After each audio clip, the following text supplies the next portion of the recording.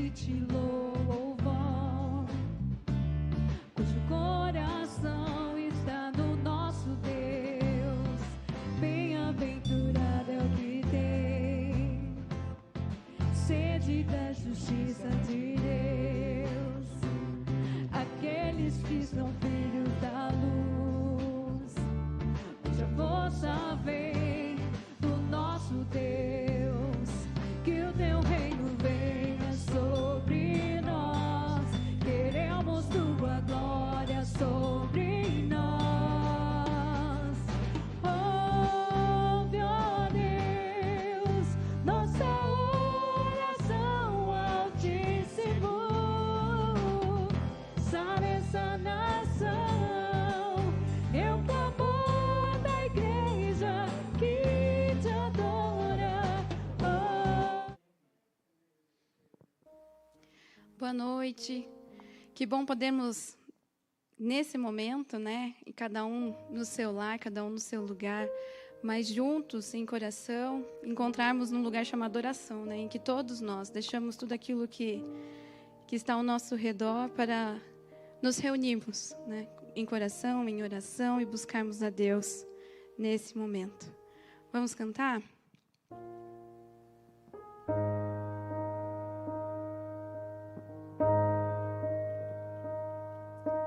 Quem de Cristo ao lado agora quer andar, quem a sua vida quer lhe dedicar, tudo abandonando a Jesus seguir, encarando as lutas que lhe possam vir.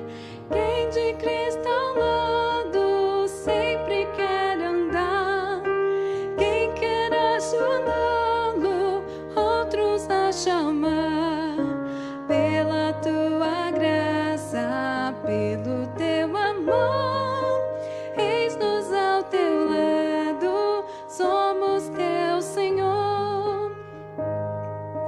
Não ambicionando honras ou poder, eis-nos todos firmes para combater. Quem o amor de Cristo venha contemplar, ate resoluto ao seu lado está. Quem de Cristo ao lado sempre quer andar, quem quer ajudá-lo, outros a chamar, pela tua graça, pelo teu amor, eis-nos ao teu lado, somos teu Senhor. Não com ouro ou prata, foi Senhor Jesus que nos redimiste, mas por tua cruz, sim, com o teu sangue, sangue remidor, tu nos resgataste de uma vez, Senhor. Quem de Cristo ao lado sempre quer andar, quem quer ajudá-lo, outros a chamar, pela tua graça, pelo teu amor, eis-nos ao teu lado, somos teu Senhor. A peleja sempre dura nos será, inimigo forte nos combaterá, mas onipotente é o Rei dos Reis, a vitória é certa para os seus fiéis. Quem de Cristo ao lado sempre quer andar, quem quer ajudá-lo, outros a chamar, pela tua graça, pelo teu amor, eis-nos ao teu lado, somos teu Senhor, somos teu Senhor, somos teu Senhor. Feche os seus olhos. Senhor, nós chegamos na tua presença nesse momento, ó Pai, pedindo que o Senhor, com teu Santo Espírito, toque o nosso coração, abra os nossos olhos, atenta, Pai, os nossos ouvidos para ouvir a tua voz, para ouvir a tua palavra, ó Pai, para que possamos mais uma vez nos alimentarmos, ó Pai, enquanto igreja, enquanto pessoas que conhecem a Ti, que servem a Ti, que querem conhecer um pouco mais do Senhor. Que os nossos olhos, nossos ouvidos e o nosso coração esteja aberto, ó Pai, estejam abertos para que o Senhor faça a transformação, faça aquilo que o Senhor quer fazer em nós nessa noite, ó Pai. Em nome de Jesus, nós chegamos a Ti nesse momento. Trazemos tudo o que temos, todas as nossas aflições, todas as nossas vitórias, todas as nossas dores, as nossas lutas, e deixamos no altar de Jesus, ó Pai. Porque como acabamos de cantar, ó Deus, o nosso Deus é onipotente, o Senhor é poderoso para fazer infinitamente mais, e a nossa vitória já é certa, já é concreta. Então, ó Deus, enche-nos, ó Deus, com um olhar do céu, que vem do céu realmente, ó Pai.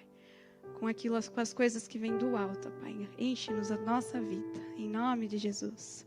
Amém.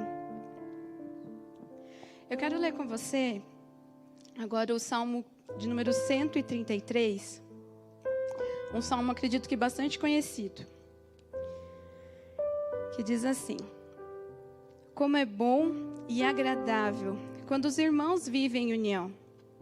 É como o óleo precioso derramado sobre a cabeça, que desce pela barba, a barba de Arão, até a gola das suas vestes. É como o orvalho do Hermon, quando desce sobre os montes de Sião. Ali, o Senhor concede a bênção da vida para sempre. É interessante ler esse texto quando nós não podemos estar todos juntos, fisicamente, né, reunidos. Num momento em que os cultos, os encontros religiosos estão restritos pelo momento em que estamos vivendo. E eu faço uma pergunta: será que nós estamos privados, né, dessa comunhão, dessa bênção que o Senhor derrama, né, de vida para sempre através do encontro, né, da união dos irmãos? Será? Quando a gente começa a pensar, né, sobre as dificuldades, sobre o fato da gente não poder se encontrar fisicamente aqui na igreja, a gente se entristece. E às vezes nos sentimos até roubados, né? Às vezes dá uma certa revolta. Alguns acham que realmente não deveria ser assim. Mas talvez, assim como eu, você tenha crescido, né, aprendendo que a comunhão é estar na igreja aos domingos, no momento de culto, de escola dominical, ou nos encontros marcados, agendados, em que nós podíamos, né, nos encontrarmos e ali estudar a palavra de Deus, vermos os irmãos. Mas será que somente nesses momentos realmente nós temos comunhão com os irmãos? Será que sempre foi assim? E quando a gente vai olhar para a Bíblia e ver o que ela fala a respeito disso, a gente pode olhar lá na carta de Pedro, em que Pedro escreve aos irmãos dispersos, né? Por conta da perseguição intensa que a igreja sofria, né? No caso, os cristãos, ainda eles não tinham templos, não tinham lugares, estruturas para se reunirem, né? E por conta da perseguição, eles saíram, né, pela Galácia, pela Capadócia, vários lugares, e Pedro escreve a esses irmãos, para que através da atitude dele, daquilo que eles vivessem, eles pudessem experimentar o que Deus tinha para cada um deles. E o que isso tem a ver com a gente, né? Assim como aqueles irmãos não tinham como se reunir, porque eles estavam dispersos, correndo risco de vida, se eles se encontrassem de uma forma formal, né? Mas mesmo assim eles viviam o que Cristo tinha ensinado para eles. E assim a igreja foi crescendo, fazendo discípulos, se encontrando, partilhando o pão e vivendo a bênção da comunhão uns com os outros. E sobre isso que eu queria pensar com você essa noite, né? como experimentar essa comunhão uns com os outros, mesmo com o templo fechado, mesmo com o culto aos domingos ainda não podendo ser realizado. Vamos cantar a música que diz como é precioso. E nesse momento, eu não sei onde você está, mas acredito que a maioria de nós tem alguém junto assistindo esse culto. E que você possa aproveitar a bênção e a oportunidade de usufruir esse tempo com Deus, junto daqueles que você tem aí. Seu marido, seus filhos, algum parente ou algum amigo. E se você está sozinho, depois desse momento, que você entre em contato por telefone, por e-mail, por mensagem, ou até fisicamente, se isso lhe for possível. Mas que você busque intencionalmente se encontrar com alguém que segue a Cristo e que vive isso, experimente dessa comunhão, dessa bênção que é de vivermos unidos.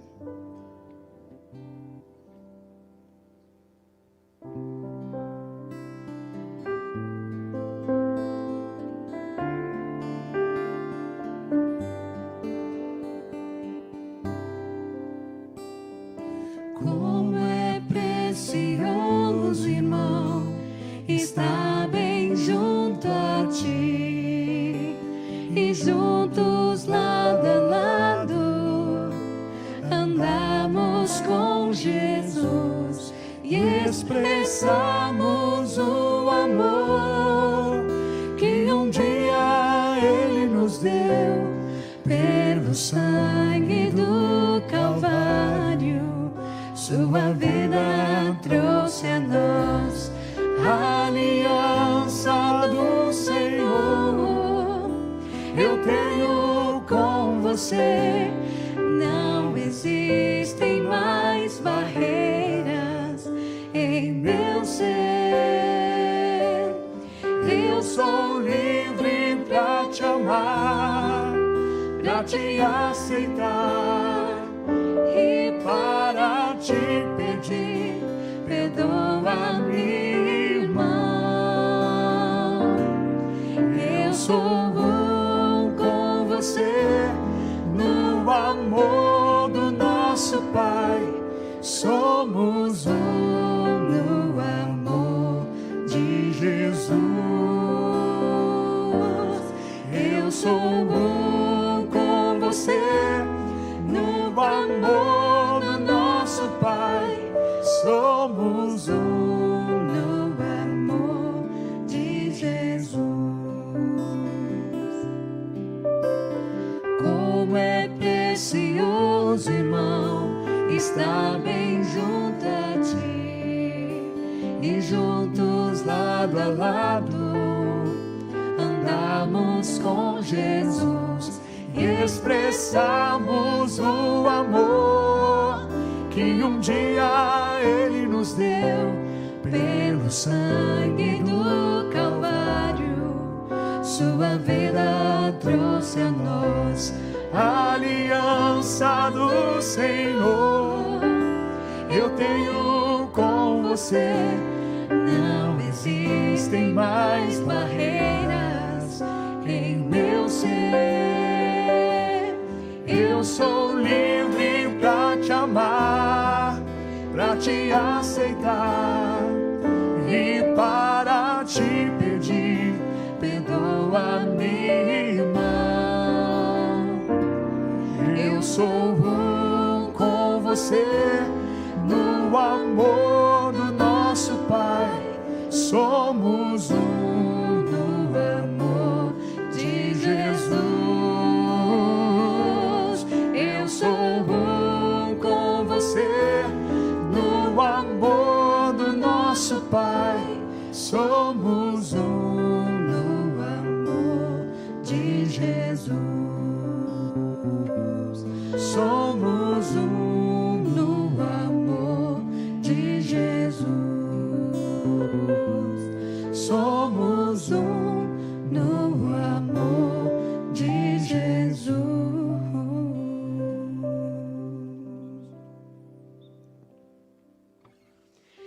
E como nós podemos servir, né? Como nós podemos seguir a Jesus, ser discípulo. E Jesus, quando fala, né, qual que é o maior mandamento, né, o que a gente precisa fazer é amar a Deus acima de todas as coisas, né, e amar ao próximo como a nós mesmos. Ele fala: aquele que ama será amado por meu Pai. E eu sei quem é meu discípulo por demonstrar amor.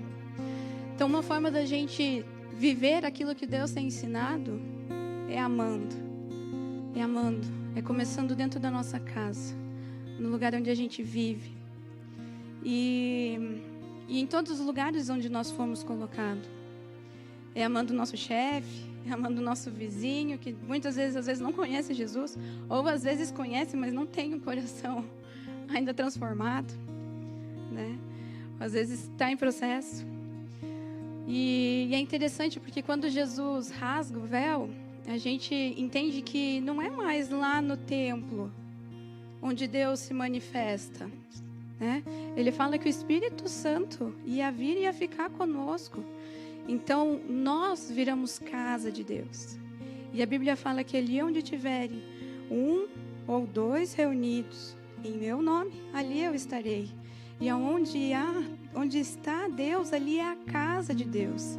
Ali é a transformação, a unção, a bênção, a presença de Deus, a glória de Deus. Então, em todos os momentos, seja no preparar o café da manhã, no acompanhar a lição do meu filho, seja no atendimento a um paciente, ou na conversa com um vizinho, ou no perdoar o meu marido por alguma coisa, eu demonstro amor. E ali Deus está. E às vezes pode ser num café intencional marcado com uma outra amiga, com uma irmã, ou às vezes na visita, ali se torna a casa de Deus. Que a gente possa buscar a presença de Deus, intencionalmente manifestarmos o amor dele e buscarmos, porque assim ele estará em todo lugar onde nós fizermos tudo que tivermos fazer no nome dele, da coisa mais simples até a mais difícil aos nossos olhos.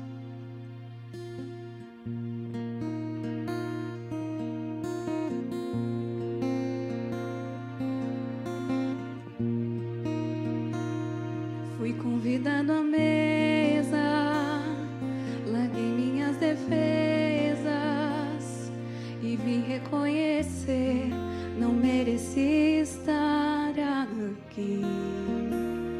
Comigo eu trouxe amigos, felizes ou feridos, gente que escutou o seu chamado e aceitou. E é tão bom saber que há lugar aqui. A graça nos chamou para a mesa do Senhor. Há lugar na casa, há perdão na casa. Quando estamos juntos, nosso encontro é casa de Deus Pai, a esperança na casa, recomeço na casa, reunidos nele, nosso encontro é casa de Deus Pai.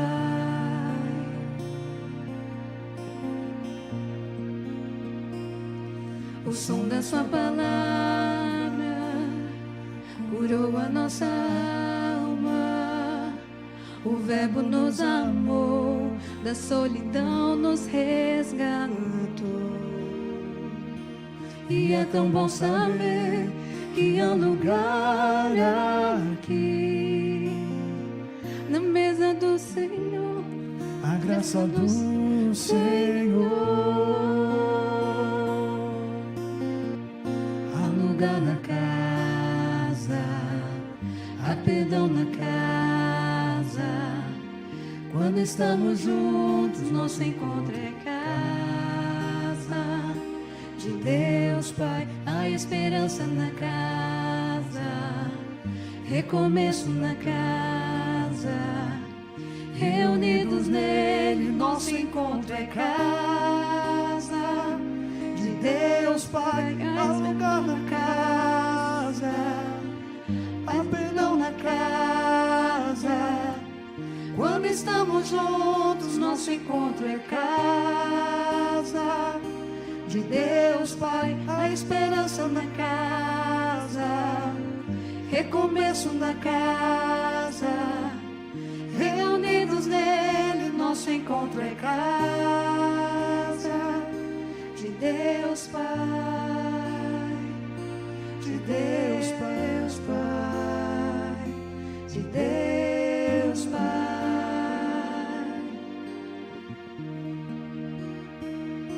Do meu Pai, do teu Pai, do nosso Pai.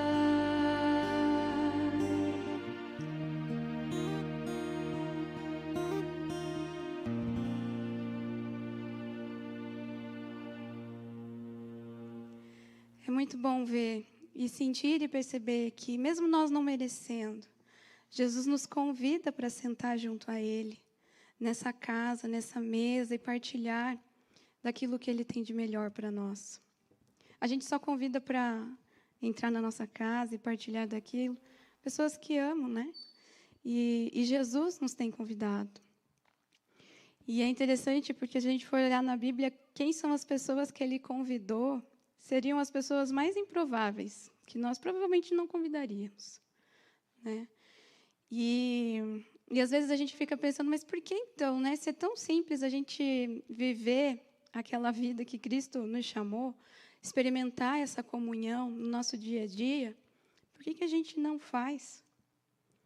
Porque muitas vezes nós ficamos presos na nossa culpa, na nossa vergonha, nas nossas feridas, nas nossas mágoas, ou às vezes na necessidade ou na vontade de permanecer sozinha, porque talvez o outro seja diferente de mim. Porque é mais fácil ficar aqui do que eu ir em direção ao outro. Aí, nesse momento que a gente entende o que é abrir mão da gente mesmo, para viver aquilo que Jesus chamou. Ele abriu mão de ser Deus para habitar aqui no nosso meio. Ele abriu mão da divindade dele para experimentar o que é ser homem, para experimentar o que é dor, experimentar o que é morrer no nosso lugar. E esse amor, quando a gente conhece, nos constrange, porque a gente não merecia isso tudo. E ele nos aceitou desse jeito. Então não precisa mais ter culpa. Não precisa. Ele nos quer desse jeito. Ele sabia que nós somos assim, ele sabia. E a gente, quando a gente erra, a gente não pega Deus de surpresa. A gente não frustra Deus. Ele sabe. Mas a gente fica chateado. A gente precisa levar isso para Ele, abrir mão de tudo isso. E por isso que a gente acabou de cantar. A recomeço. A recomeço, a transformação. E a gente pode experimentar isso na mesa de Jesus, ao andar com Ele, ao estar com Ele. E quando a gente vem assim, a gente convida outras pessoas para virem também. Pessoas que às vezes estão felizes e animadas, mas às vezes pessoas feridas, destruídas, arrasadas, para experimentarem desse amor que a gente tem experimentado. Mas o nosso coração às vezes está preso em tudo isso que a gente insiste em carregar. E se você reconhece isso, que você tem uma dificuldade de experimentar, de viver como Jesus, porque se a gente for olhar, tem situações que para a gente é muito difícil. A gente pode entregar e pedir a Deus para que Ele mude o nosso coração, porque não é por nós mesmos, não é pela nossa força, mas é pelo nosso se esvaziar e querer que Deus encha, né, com seu Santo Espírito, para que cada vez mais eu seja menos Beatriz e seja mais Jesus Cristo. Que eu escolha amar, que eu escolha perdoar, quando for mais improvável e quando eu não queira. E que a gente possa pedir e orar e buscar, né, ser como Jesus, seguir esse mestre, obedecer aquilo que ele tem colocado para nós, pedindo para que ele dê um coração igual a dele, que não olha para a aparência, para os erros, mas que olha para a gente com amor, com a sua graça. Amém? Vamos cantar?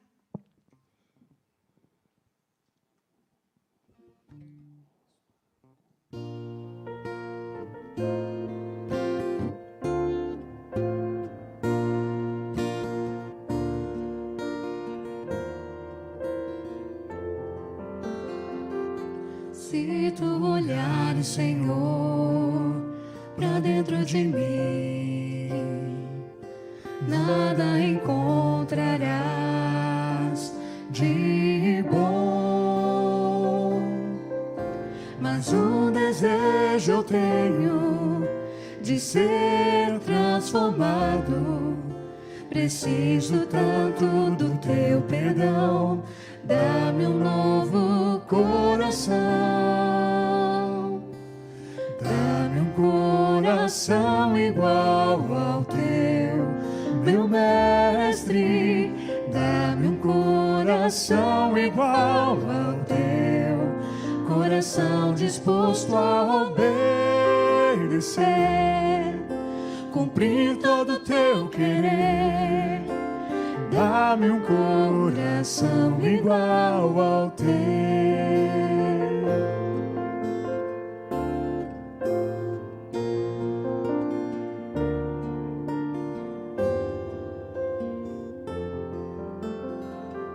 Se tu olhares, Senhor, pra dentro de mim,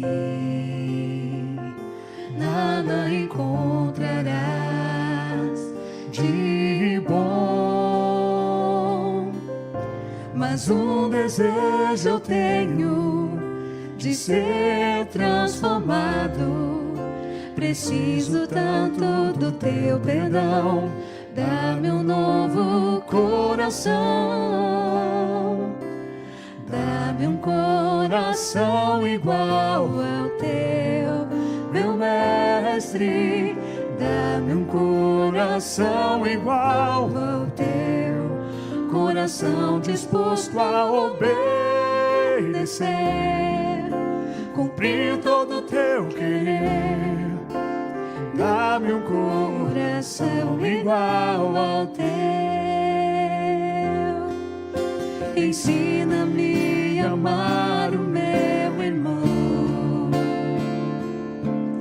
a olhar com teus olhos, perdoar com teu perdão.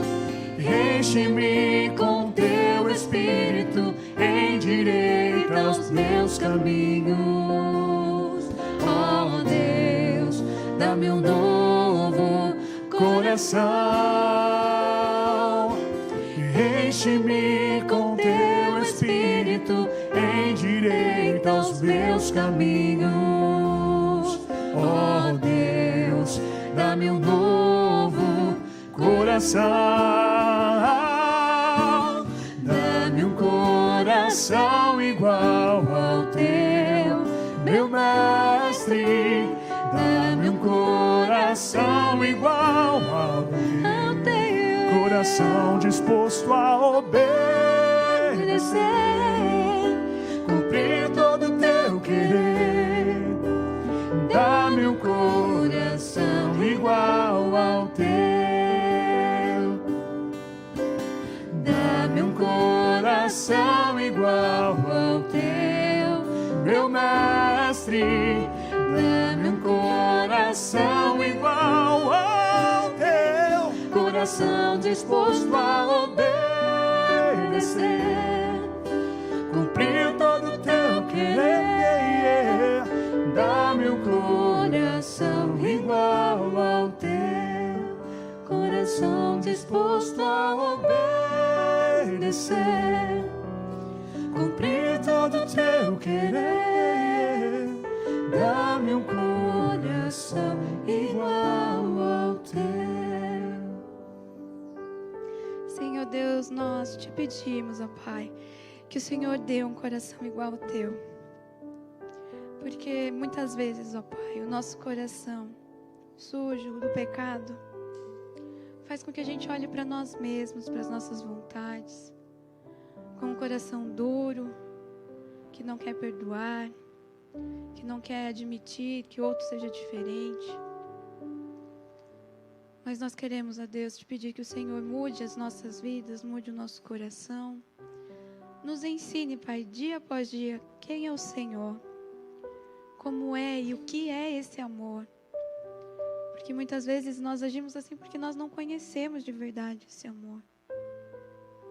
Mas que a gente possa, cada dia mais, fascinados, constrangidos por esse amor que o Senhor tem para conosco, transmitir e amar os nossos irmãos. Sejam eles nossos filhos, nosso marido, os irmãos da comunidade, da igreja, ou às vezes um vizinho de outra igreja, ou outras pessoas que o Senhor tem colocado na nossa vida. Que possamos olhar com Teu amor e transmitir, ó Pai, àqueles que não conhecem. E que no nosso dia a dia, no nosso contato, aquilo que nós formos aprendendo desse amor que experimentamos, que vamos conhecendo dia a dia, a gente possa ensinar, a gente possa demonstrar a outras pessoas que vivem ao nosso redor. Em nome de Jesus, venha e demonstre, derrama sua graça e seu amor sobre nós a cada momento. Em nome de Jesus. Amém.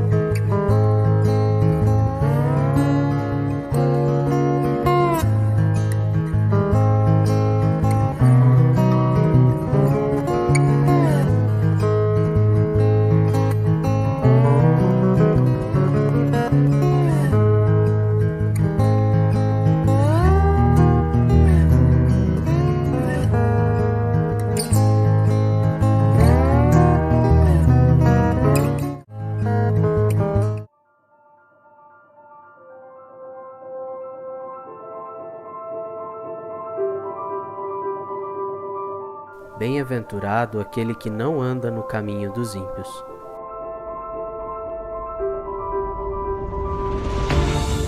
pois será como uma árvore plantada junto a ribeiros de água, que dá o seu fruto no tempo certo.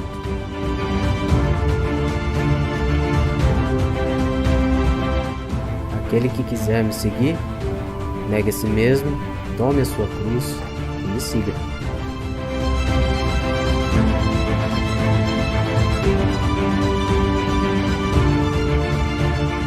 Até que todos cheguemos à maturidade, atingindo a medida da plenitude de Cristo.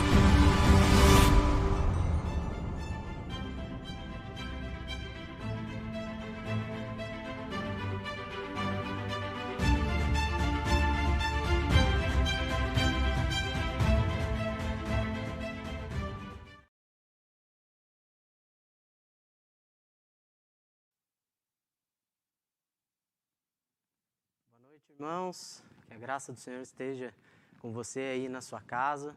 É um prazer estar com você aí nessa noite, do lado de cada câmera, né? Estou acostumado a estar do lado de lá, né? Nessa noite o reverendo Orlando me convidou para trazer então a palavra de Deus, uma reflexão aqui na palavra de Deus, dando continuidade à nossa série de mensagens intitulada Talmidim, rumo à maturidade, né? Nós estamos conversando a respeito desse processo, né, de alcançarmos a maturidade, de caminharmos com Jesus desde o início, né? Então lá na primeira mensagem o reverendo Orlando falou a respeito do convite de Jesus, né? Jesus nos convida para essa caminhada e Ele nos convida para que a gente venha da forma como estamos, né? Com as nossas lutas, com as nossas feridas, as nossas dificuldades, com tudo aquilo que às vezes a vida fez para nós, né, da forma como estamos, de nós nos achegarmos a Jesus e Ele nos dará o descanso, né? Ele fala, vinde a mim todos que estão cansados e sobrecarregados e eu vos darei descanso, né? Então,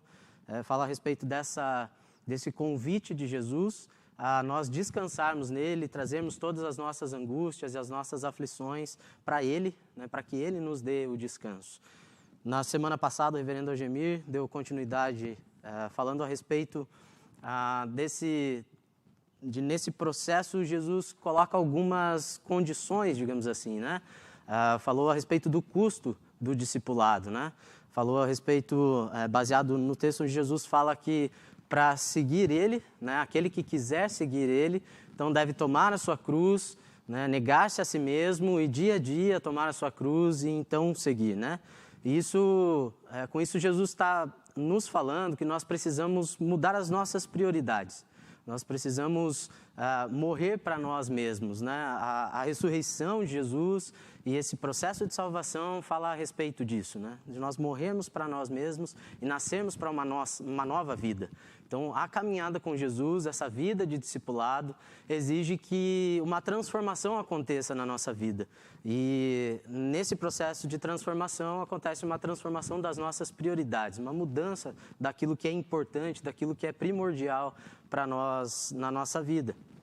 Então, a Bíblia nos fala, né? Busquem em primeiro lugar o reino de Deus. Jesus, ensinando seus discípulos, ele disse, né? Busquem em primeiro lugar o reino de Deus e a sua justiça e todas as outras coisas com as quais nós costumamos nos preocupar, com o sustento, com a comida, com o que nós vamos vestir, onde vamos morar, tudo isso que às vezes ocupa a nossa vida e muitas vezes nos torna obstinados por essas coisas e nós colocamos toda a nossa energia nessas coisas. Jesus nos ensina que isso não é a prioridade, de que nós devemos priorizar o reino de Deus, os seus valores, a missão que Ele nos dá e que todas essas coisas serão acrescentadas naturalmente dia a dia. Também a Bíblia nos fala, né, Paulo nos fala em Colossenses, né, pensem nas coisas que são lá de cima e não nas coisas daqui, né? Não nessas necessidades, nos nossos sonhos, nos nossos anseios, mas naquilo que é lá de cima, nas coisas lá do alto, né? Isso deve ser a nossa prioridade. E Pedro também fala, né, vivam como peregrinos, né? A nossa vida aqui é transitória. Nós não vivemos para isso que nós temos aqui, nós vivemos com a esperança, com a certeza de que nós temos algo nos esperando, né? Nós somos como peregrinos voltando para casa. Então, tudo aquilo que nós construímos aqui vai ficar aqui. Então, por isso, nós não devemos focar a nossa vida nos nossos objetivos daqui, né? Às vezes, no nosso trabalho, nos títulos, nos estudos, no conhecimento, né? Em todas essas coisas que às vezes se tornam o objetivo primário da nossa vida, mas o convite é que a gente coloque isso em segundo plano, porque nós somos peregrinos, nós somos agentes de um reino de Deus que está aqui, mas que não é daqui, né? Nós não somos daqui, nós somos como pessoas peregrinando, né? Estrangeiros aqui nessa vida. Então, o nosso foco não deve ser aqui. Então, essa transformação das prioridades precisa acontecer na vida daquele que quer caminhar com Jesus, daquele que quer ser um discípulo de Jesus, que está caminhando rumo à maturidade. Então, na mudança de prioridades, uma delas, talvez a principal delas, é que o relacionamento com outras pessoas, o relacionamento com pessoas é uma prioridade, né? Deve se tornar uma prioridade nessa caminhada. Então, quando nós iniciamos essa caminhada com Jesus, Ele vai nos ensinando e vai transformando a nossa vida, e uma das principais coisas que é transformada é que nós priorizamos o relacionamento com as pessoas. Porque o relacionamento com pessoas nos motiva na caminhada. As nossas amizades, os nossos relacionamentos, eles nos motivam. Por meio deles, Deus nos acolhe, Deus nos ensina, Deus nos socorre, nos corrige, nos direciona. Então, os relacionamentos são centrais na vida de quem quer ser um discípulo. E é a respeito disso que nós vamos refletir na palavra de Deus no dia de hoje. A respeito dessa centralidade dos relacionamentos na caminhada de um discípulo de Jesus. Ontem, né, como vocês viram no vídeo dos anúncios aí, né, nós fomos com um grupo aqui da igreja, principalmente jovens, lá para o Monte Anhangaba. A gente fez aí essa aventura na trilha e na noite de sexta para sábado teve uma chuva muito forte e de madrugada, já de manhãzinha, o pessoal começou a acordar e a gente começou a mandar mensagem lá no grupo. O pessoal já não estava muito animado para ir por conta da chuva né, dessas dificuldades. E aí, aos poucos, ali conversando, um já disse, não, eu vou, vamos lá para a trilha e a gente vê como que tá, e lá a gente decide se sobe ou não sobe. E aí os outros já, então vamos, né? Pela parceria, pela amizade, nós vamos lá, né? Só pela comunhão, né? Então, muitos ali se motivaram só por conta disso. Né? Então, é um exemplo de como a influência, né? Os nossos relacionamentos, às vezes, nos motivam e mudam, né? A nossa disposição durante a caminhada. Então, é muito importante essa questão dos relacionamentos. E o nosso texto base de hoje está lá em Atos, no capítulo 2, do versículo 42 ao versículo 47. Atos 2, do 42 ao 47. E a passagem diz assim: eles se dedicavam ao ensino dos apóstolos e à comunhão, ao partir do pão e às orações. Todos estavam cheios de temor e muitas maravilhas e sinais eram feitos pelos apóstolos. Todos os que criam mantinham-se unidos e tinham tudo em comum. Vendendo as suas propriedades e bens, distribuíam a cada um conforme a sua necessidade. Todos os dias continuavam a reunir-se no pátio do templo. Partiam o pão em suas casas e juntos participavam das refeições, com alegria e sinceridade de coração, louvando a Deus e tendo a simpatia de todo o povo. E o Senhor lhes acrescentava todos os dias os que iam sendo salvos. Nessa passagem, é uma passagem muito rica, né, que fala do início da igreja ali, após a ascensão de Jesus e tudo acontecendo, a descida do Espírito Santo, era o começo da igreja. E nós podemos tirar uma série de lições dessa passagem, né, desse trecho, mas eu queria focar aí a nossa atenção nas questões aí, relacionadas a essa caminhada de relacionamento que eles tinham. O que essa passagem e como aqueles cristãos viviam podem nos ensinar a respeito do relacionamento, né? E aí a primeira coisa que me surge, assim, me salta aos olhos quando eu olho para esse texto, é que relacionamento era um estilo de vida daqueles cristãos. O estilo de vida deles era baseado em relacionamentos. O relacionamento com pessoas foi a forma que Jesus utilizou para ensinar os seus discípulos. Ele não escolheu ensinar eles numa sala de aula ou em encontros periódicos, né, marcados, mas ele escolheu a vida conjunta, o compartilhar das experiências da vida, viver a vida juntos, como a forma que ele ia ensinar aqueles homens como eles deveriam viver, como eles deveriam se comportar e os valores do reino, né, as prioridades de Deus, a vontade de Deus foi revelada para aqueles homens por meio da vida de Jesus. Não só dos discursos, não só do que poderia ser escrito, mas da vida, do compartilhar dia a dia, as viagens e todas as situações que eles viveram e viram Jesus fazendo. Jesus ia ensinando eles com isso. Em Mateus capítulo 4, versículo 19, Jesus, chamando alguns daqueles discípulos que eram pescadores, Jesus fala: venham após mim, me sigam e eu farei de vocês pescadores de homens. A gente viu no primeiro sermão dessa série, né, o convite de Jesus, né, vinde a mim todos os que estáis cansados. Na semana passada, aquele que quiser vir após mim, tome a sua cruz. E hoje nós vemos esse convite de Jesus, que é um chamado, na verdade, né? Ele já havia convidado aqueles homens, já tinha percebido a disposição deles de caminhar, e aí Jesus vem e chama eles definitivamente: venham após mim e eu farei de vocês pescadores de homens.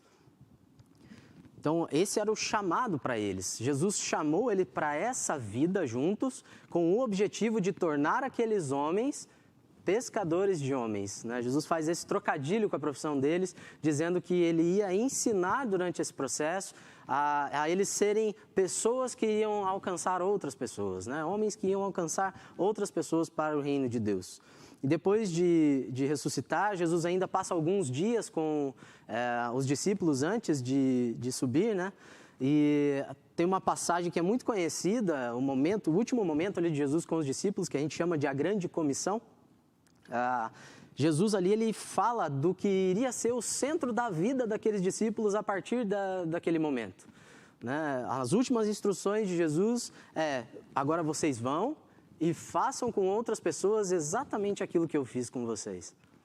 Na cabeça daqueles discípulos, quando eles ouvem Jesus falar, por onde vocês forem, façam discípulos, na cabeça deles era muito claro como eles deveriam fazer isso, porque eles tinham passado 3 anos com Jesus. Eles tinham passado 3 anos dividindo a vida com Jesus.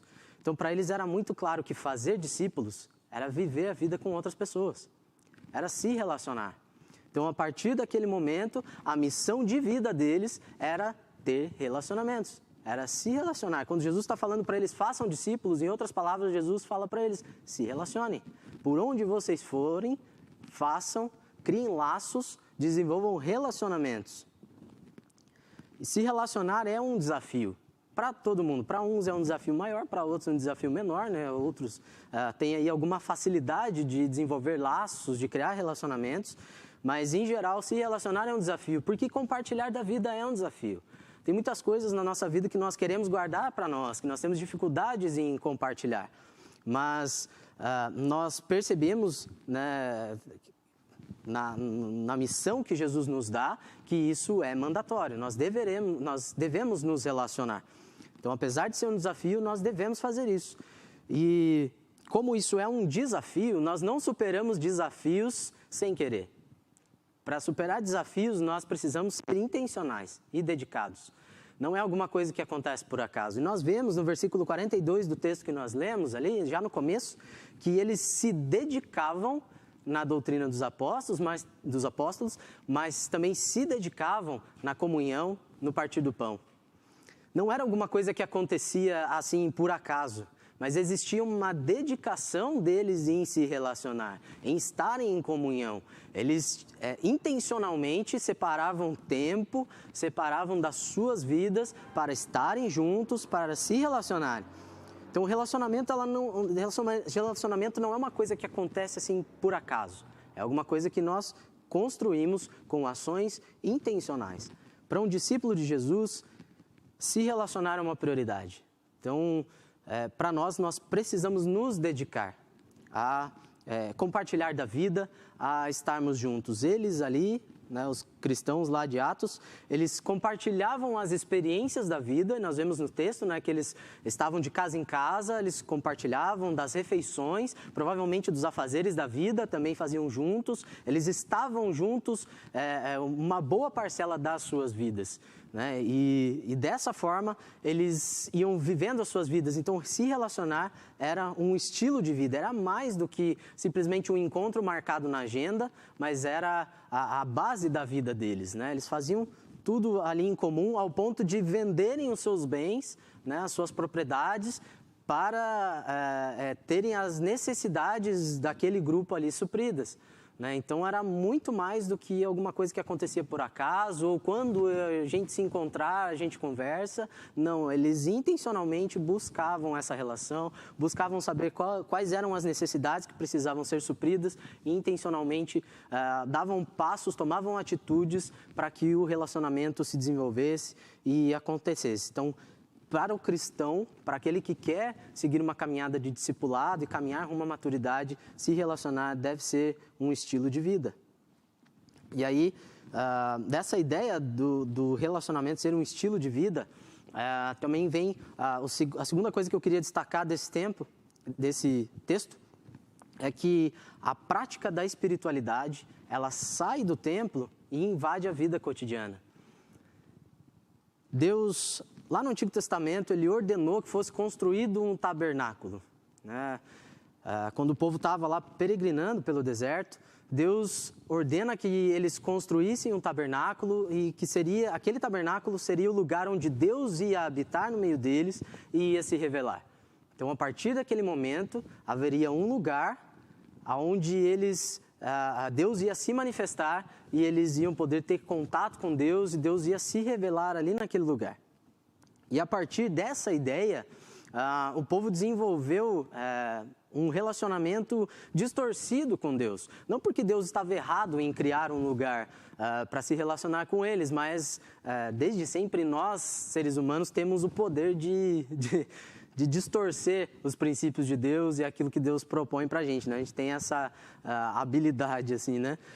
Então, o povo acabou distorcendo essa ideia do lugar onde Deus se revela e acabou que eles desenvolveram um relacionamento com Deus onde eles eram muito piedosos ali no templo e nos momentos, né, dos rituais, do culto, das festas, do calendário litúrgico. Quando tinha aqueles momentos, eles eram muito piedosos, mas eles viviam o restante das suas vidas como se Deus não existisse. E Deus, por muitas vezes, Ele chama a atenção do seu povo, por meio dos profetas, a respeito desse erro deles. Que eles se esqueciam de Deus e só lembravam de Deus quando tinham alguma dificuldade, iam lá, faziam seus sacrifícios, o holocausto, mas todo o restante da vida parecia que Deus não fazia parte. Então eles saíam daquele momento de culto e o restante da vida eles viviam da forma como achavam que deveriam viver. Muitas vezes eles saíam do culto a Deus e iam cultuar outros deuses. Então era todo um relacionamento que era em volta do calendário litúrgico. E Deus condena isso veementemente. Então a centralidade da espiritualidade daquele povo estava relacionada àquele lugar, ao tabernáculo, que depois foi substituído pelo templo, mas que tinha esse mesmo significado do lugar onde Deus se revelava. E essa centralidade do templo, do lugar na relação com Deus, ela é extinta em Jesus. Nós vemos quando Jesus morre, né? No momento em que Jesus morre lá na cruz, alguns acontecimentos, né, milagrosos acontecem, e um deles é que o véu do templo, que separava o lugar onde Deus se manifestava do restante do templo, ele se rasga de cima a baixo. Com esse acontecimento, o que Deus quer nos falar é que não há mais um lugar onde Deus se revela. Não existe mais esse lugar onde Deus fala conosco, onde Deus se revela, aquele lugar especial. A partir de agora, o Espírito Santo está presente na nossa vida e todo lugar onde nós estivermos é um lugar onde Deus se revela. Em Atos 17, 24, Paulo, né, pregando, ele fala exatamente sobre isso. Ele fala que Deus é um Deus que não habita em templos feitos por mãos humanas. Portanto, Deus não se revela em um lugar.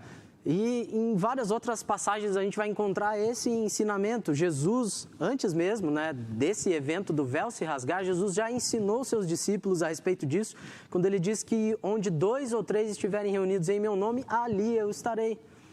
Então, o templo, ele não é o lugar onde Deus se revela a nós, onde Deus habita, né? Quando nós estamos juntos, o nosso encontro é casa de Deus, né? A gente cantou agora aqui. Paulo, ele também escrevendo aos Coríntios, né? Ele trata da questão da idolatria, usando essa expressão, né, passando essa ideia para eles de que nós somos templos de Deus, né? Em 2 Coríntios 6,16, ele levanta essa questão, né? Que acordo há entre o templo de Deus e os ídolos? Pois nós somos a habitação de Deus. Então, quando ele usa esse termo nesse versículo, que acordo há entre o templo de Deus e os ídolos, ele não está falando do templo físico, ele está falando exatamente do templo de Deus que somos nós.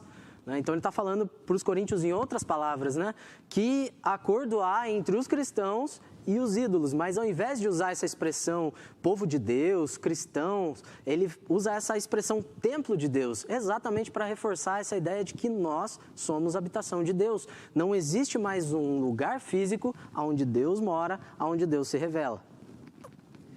No texto que nós lemos de Atos, eles continuavam se reunindo no templo, que já era uma prática deles, né? Mas a gente precisa lembrar que o templo não era um templo cristão. Era o templo onde os judeus faziam lá os seus cultos, os seus rituais. Então eles continuavam se reunindo no pátio do templo, porque era o lugar onde eles se encontravam, né? Nesse momento era um grupo de mais ou menos 120 pessoas, como nos diz ali o texto de Atos.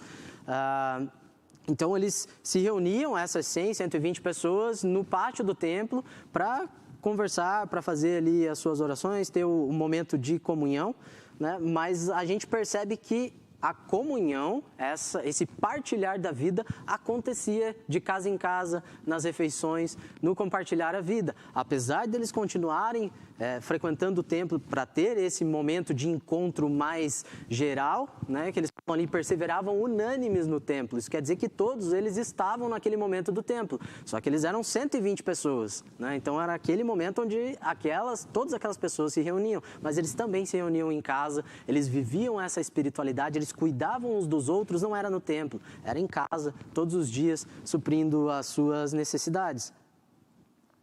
A própria palavra comunhão, ela carrega esse sentimento que é mais do que a presença física, mais do que estar junto fisicamente. O significado da palavra comunhão é ter o mesmo sentimento, o mesmo modo de pensar, o mesmo modo de agir. Então, ter comunhão é mais do que a gente prestar culto juntos, é mais do que estar aqui na igreja juntos, é mais do que nós participarmos de uma programação agradável, é mais do que nós fazermos a mesma coisa ao mesmo tempo. Ter comunhão é esse compartilhar da vida, que é tão profundo que cria em nós um mesmo sentimento, um mesmo modo de pensar e um mesmo modo de agir. Essa ideia de comunhão, desse compartilhar da vida profundo, me lembra dessa relação do casamento. E hoje, eu olhando lá para trás, né, para o início do meu casamento, eu percebo que eu e a Bia, nós tínhamos cabeças completamente diferentes. Nós tínhamos muitas coisas que nós pensávamos e projetávamos diferentes. E que ao longo do tempo, vivendo a vida, partilhando, nós fomos nos amoldando, e de forma que hoje nós ainda temos diferenças, mas é muito mais natural nós pensarmos juntos, olharmos para as coisas de uma forma mais parecida, de nós tomarmos decisões muito mais parecidas, já mais em comum, né? Ter esse olhar mais em comum para a vida, observando as coisas e pensando, avaliando as coisas de uma forma mais parecida, porque esse compartilhar da vida vai gerando isso em nós. E é assim com todos os nossos relacionamentos, deve ser assim com todos os nossos relacionamentos, nós nos relacionarmos com as pessoas de forma tão profunda que gere esse mesmo sentimento, essa mesma forma de pensar e de agir. E nós percebemos, né, pelo texto, que isso era uma realidade que eles viviam naquele tempo, né? Eles tinham tudo em comum, né? Eles pensavam da mesma forma, eles agiam de forma parecida. E para nós, nesse tempo que nós estamos vivendo, isso faz todo sentido, porque nós estamos vivendo um tempo de distanciamento físico, um tempo onde nós não conseguimos ter de forma completa essa presença física, né? Então, essa comunhão que transcende essa ideia de encontro físico no mesmo lugar, no mesmo momento, ela é o antídoto para esse tempo de distanciamento físico. É entender que a comunhão ela é muito maior do que estarmos juntos presencialmente, mas é nós buscarmos esse mesmo sentimento, esse mesmo modo de agir e pensar. E fazendo isso, né, esse relacionamento com Jesus e com as pessoas que formam o corpo de Cristo, além das programações, das datas, do espaço físico da igreja, isso vai gerando em nós esse mesmo sentimento, passa a ser natural nós pensarmos da mesma forma, nós estarmos, né, unidos, suprindo e atentos às necessidades de todos. E isso precisa ser natural, precisa ser verdadeiro, com alegria e sinceridade de coração, como nós vemos no texto. E o resultado disso, né, é que Deus dia a dia vai acrescentando aqueles a quem Ele quer salvar. Trazendo de novo a ideia de nós sermos pescadores, né, de homens, fazendo isso, o resultado é que dia a dia Deus vai trazendo os peixes para a nossa rede. Deus vai acrescentando à nossa rede aqueles a quem Ele quer salvar. E nós vamos nos tornando dia a dia pescadores de homens, como Deus quer que nós sejamos. Então a evangelização, ela acontece por meio dos relacionamentos. No último versículo do texto que nós lemos, no 47, fala que dia a dia Deus ia acrescentando aqueles que iam sendo salvos. Nós não temos a capacidade de salvar ou de transformar a vida de alguém. Nós não temos essa capacidade de mudar a vida de ninguém. É Deus quem faz isso, por meio do Espírito Santo. Mas Ele nos ensina que essa transformação, ela acontece por meio de ações nossas. Deus nos usa como ferramentas nesse processo. E em várias passagens, a Bíblia nos faz essa comparação do processo de salvação e santificação como o cultivo de uma planta, né? Com a agricultura e esse processo de cultivar uma planta, né? A gente percebe isso na parábola do semeador, né? Onde é feita essa analogia, né? Do processo de semear com o processo de evangelizar, de anunciar o evangelho. Jesus, né, usa a videira como símbolo da igreja, do corpo de Cristo, né, onde Ele é a videira e nós somos os ramos. Em 1 Coríntios, Paulo usa também essa analogia, quando ele trata de uma confusão que tinha no meio ali daqueles irmãos, onde uns falavam que não, eu sou de Paulo, outros não, eu sou de Apolo, outros não, eu sou de Pedro, e tinha aqueles, né, os crentões que falavam, não, eu sou de Jesus, né, não sou de nenhum deles, eu sou de Jesus. Mas Paulo fala que esse tipo de pensamento é errado, e para exemplificar ele usa exatamente essa ideia do cultivo. Então ele fala, eu plantei, Apolo regou, mas é Deus quem dá o crescimento. Então nós vemos aí também essa ideia de que nesse processo de santificação e de salvação, nós somos cooperadores de Deus. E o próprio Paulo usa essa expressão, né? Quando ele vai encerrar essa ideia, ele fala, nós somos cooperadores de Deus. Portanto, é Deus quem salva, é Deus quem transforma as vidas, mas nós como cooperadores de Deus, nós trabalhamos com as circunstâncias que estão em volta. Né? Quando eu penso no meu papel como pai, né, também vem essa mesma ideia. Né? Quando nasce um filho, nós temos uma certeza de que naturalmente um bebê vai se tornar um adulto. Esse é o processo natural. E nós não duvidamos disso. Né? É muito fácil. Ninguém pergunta, puxa, será que esse bebê vai se tornar um adulto? Pelo menos, em geral, os bebês se tornam adultos. Se nada acontecer nesse meio tempo que prejudique esse processo. Então, qual que é o meu papel como pai? Não é fazer o meu filho crescer. Não sou eu que vou lá e divido a célula e faço o meu filho crescer. Mas sou eu quem vou providenciar todas as coisas para que esse processo natural aconteça.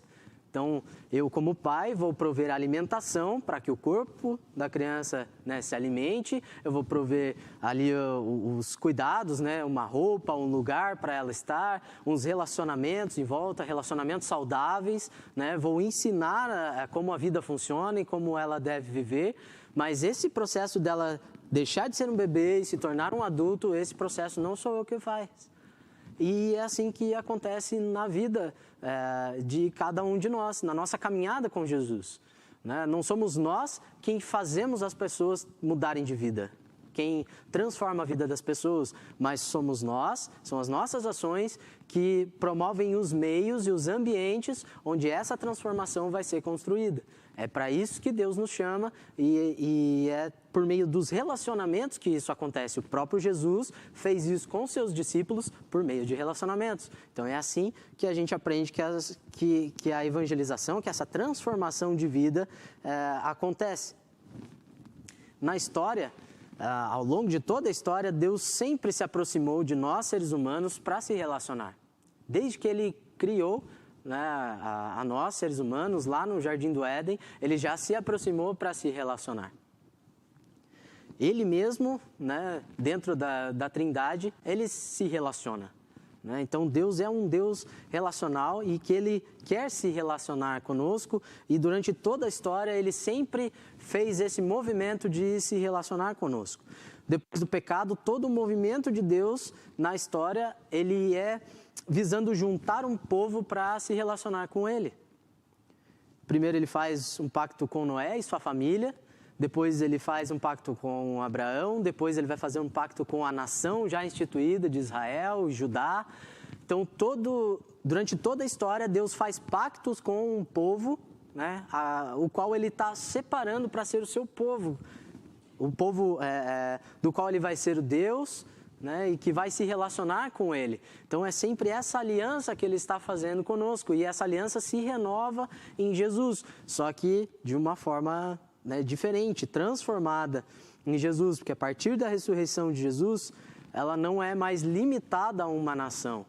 São todos aqueles, todo tipo de pessoa, de toda a origem, que reconhece o afastamento de Deus e que confessa Jesus como sendo o único mediador dessa reconciliação com Deus, então todos esses são o povo de Deus. O movimento de Deus de separar um povo para Ele e se relacionar com esse povo continua. E Ele nos dá essa missão de sermos aqueles que vão ajuntar esse povo, que vão, por onde nós formos, pescando esses peixes, pescando essas pessoas que serão o povo dele, que é aquilo que nós chamamos de igreja invisível, né? A totalidade do corpo de Cristo, daqueles que Deus já predestinou e que Ele quer salvar. Então, Deus, ao longo de toda a história, Ele quer ajuntar um povo para se relacionar com Ele, e nós somos agentes, né, dessa colheita, desse trazer, de arregimentar esse povo na nova aliança que Ele faz a partir de Jesus. Pelo nosso estilo de vida, pela forma como nós vivemos e os nossos relacionamentos, nós anunciamos que é chegado o reino de Deus. Nós anunciamos os valores do reino de Deus. É pelos nossos relacionamentos. Nós não operamos a salvação de ninguém, mas podemos influenciar pessoas. Por meio do nosso estilo de vida, se relacionando com elas, nós as influenciamos. E é isso que nós vemos na igreja de Atos, nesse texto que nós lemos. Eles viviam esse estilo de vida, de relacionamentos, de cuidado uns com os outros, e nós vemos que eles contavam com a simpatia de todo o povo, não era nem só do próprio grupo. As pessoas que estavam perto e que viam eles vivendo esse estilo de vida, elas simpatizavam com isso, elas se interessavam por esse estilo de vida e elas se achegavam, e a partir disso, dia a dia, Deus ia acrescentando. De forma que um grupo de 120 pessoas, aqui onde nós lemos, eles já eram mais de 3 mil, tinha acabado de acontecer uma conversão de 3 mil pessoas, e depois eles vão ser contados em 5 mil, e depois eles se espalham por várias regiões da Ásia, da Europa, e se tornam milhões, e tudo isso por meio dos relacionamentos. É por meio dos relacionamentos que a evangelização acontece. Por meio dos relacionamentos nós influenciamos pessoas e anunciamos que é chegado o reino de Deus. Não tem método melhor de evangelização do que uma vida comprometida com Jesus que se relaciona com outras pessoas. E por meio desse relacionamento influencia outras pessoas e é cooperador de Cristo, de Deus, na transformação da vida dessas pessoas. Portanto, nós que queremos ter uma caminhada com Jesus, que respondemos ao chamado, ao convite de Jesus para essa caminhada rumo à maturidade como discípulos dele, nós precisamos ter os relacionamentos como estilo de vida. Nós precisamos ter a nossa espiritualidade permeando a nossa vida, tudo aquilo que acontece, as nossas decisões, os nossos relacionamentos, e não só nas datas marcadas, nos momentos em que nós estamos, né, no templo, nas nossas programações. E nós, com os nossos relacionamentos, nós precisamos intencionalmente anunciar o reino de Deus e influenciar pessoas evangelizando. Eu queria trazer aqui algumas questões para a gente refletir um pouquinho a respeito disso que nós vimos aqui a partir desse texto. Primeiro que relacionamentos, né, como nós vimos, devem permear a vida de um discípulo de Jesus. E a primeira pergunta que a gente precisa se fazer é: eu quero me relacionar? Há algum tempo, né, a gente iniciou aqui, eu e o reverendo Orlando, uma caminhada de encontros periódicos, né, de discipulado, né, um discipulado intencional, onde nós conversamos a respeito de pontos, né, em que eu preciso me desenvolver, e aí ele tem me ajudado a desenvolver isso, esses pontos, e em um momento ele me perguntou, né, qual que seria aí uma demanda sua que você vê aí que precisa ser trabalhado na sua vida. E aí eu trouxe isso, né? Eu falei, puxa, eu percebo, né, pelo que eu leio ali da Bíblia, que eu deveria me relacionar, né? Eu devo me relacionar, eu devo buscar relacionamentos. Isso é importante, isso é fundamental na caminhada, mas eu sinto que eu tenho dificuldade em gerar relacionamentos, em iniciar esses relacionamentos, né, em aprofundar. Eu tenho dificuldade nisso. E aí a primeira pergunta que ele me fez, né, ele falou, tá, você já entendeu, né, que isso é importante, mas você quer se relacionar? Porque muitas pessoas já entenderam da forma que você entendeu aí que relacionamentos são importantes, mas elas não querem se relacionar. Então, o primeiro passo para um relacionamento acontecer é que você queira se relacionar. E aí essa é a primeira pergunta. Você quer se relacionar? Outra questão é como você compreende e vive a sua espiritualidade.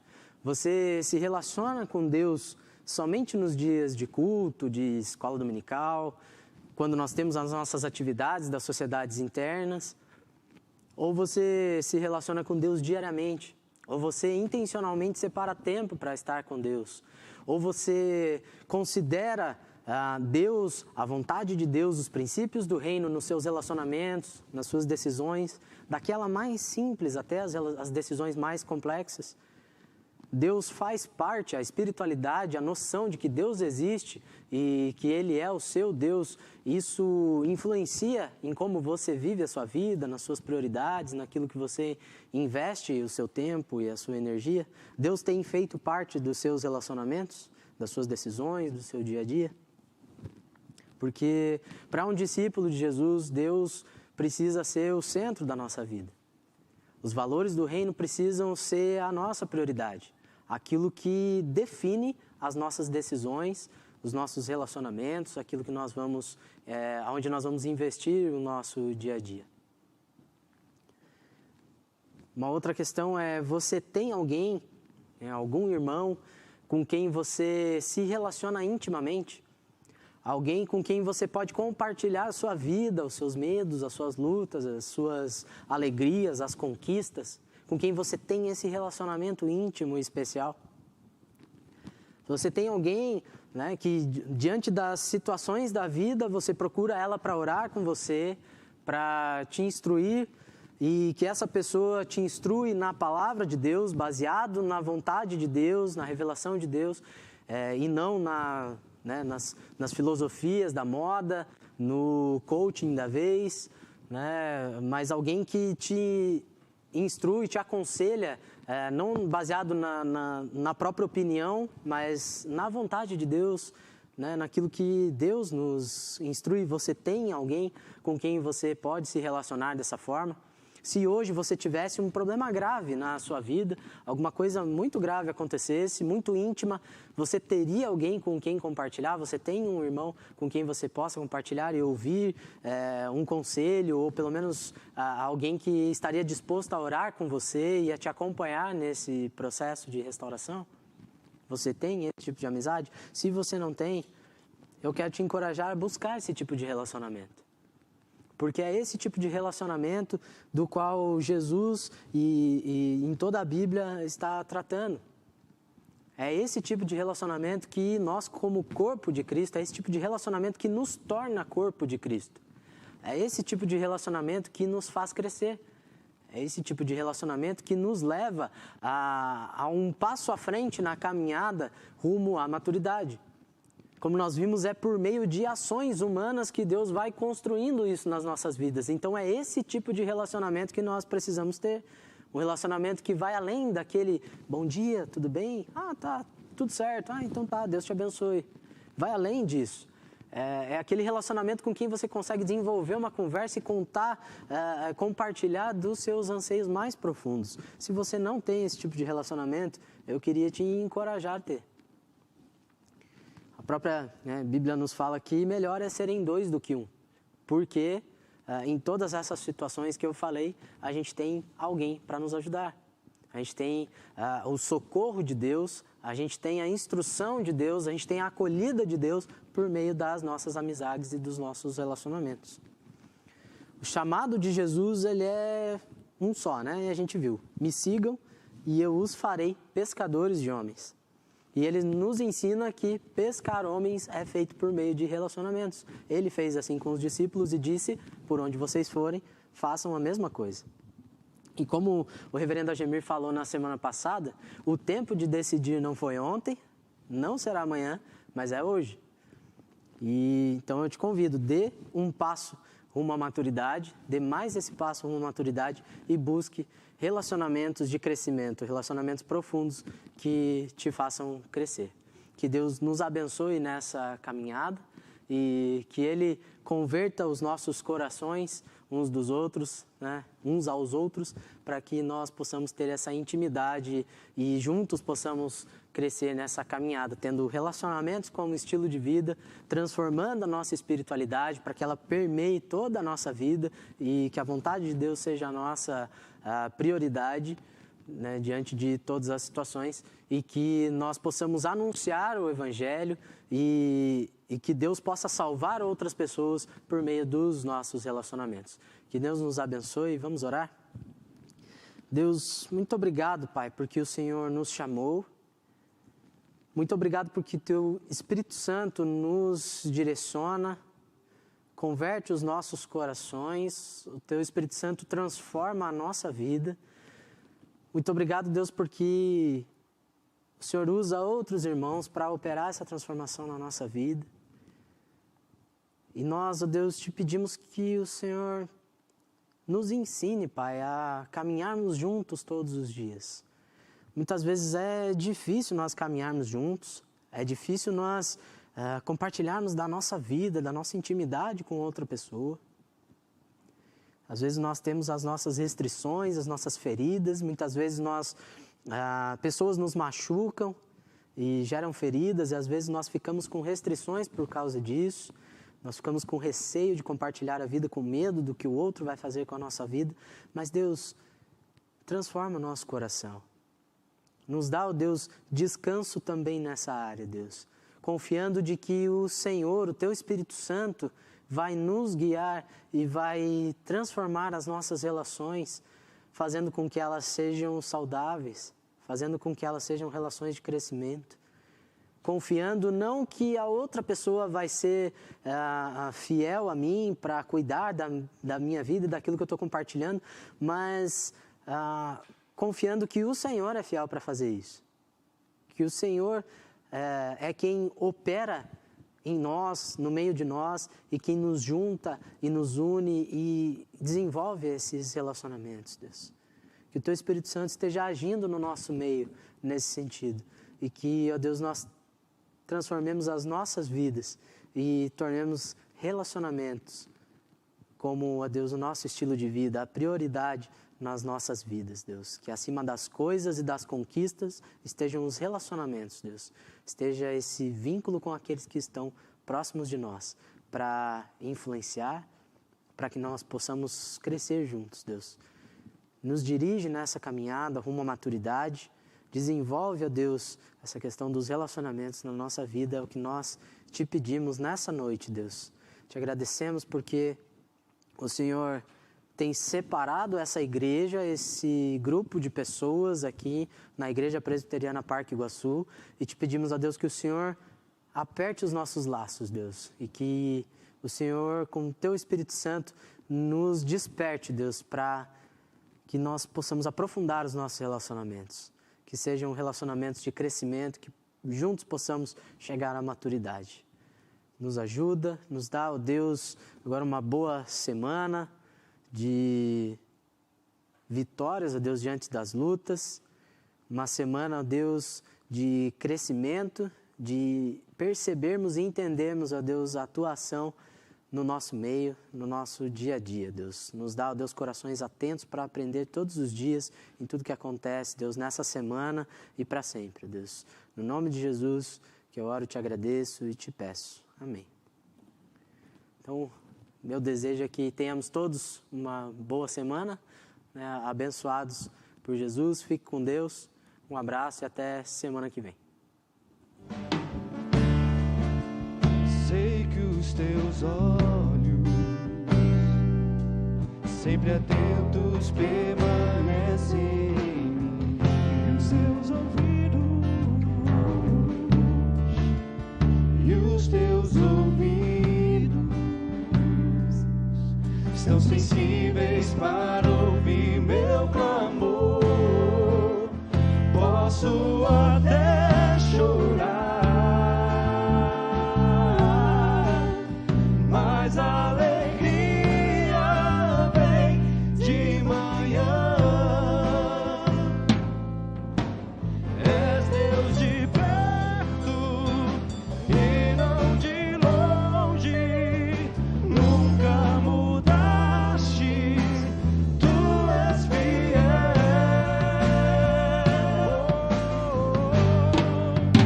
Deus de aliança, Deus de promessas, Deus que não é homem pra mentir. Tudo pode passar, tudo pode mudar, mas tua palavra vai se cumprir. Posso enfrentar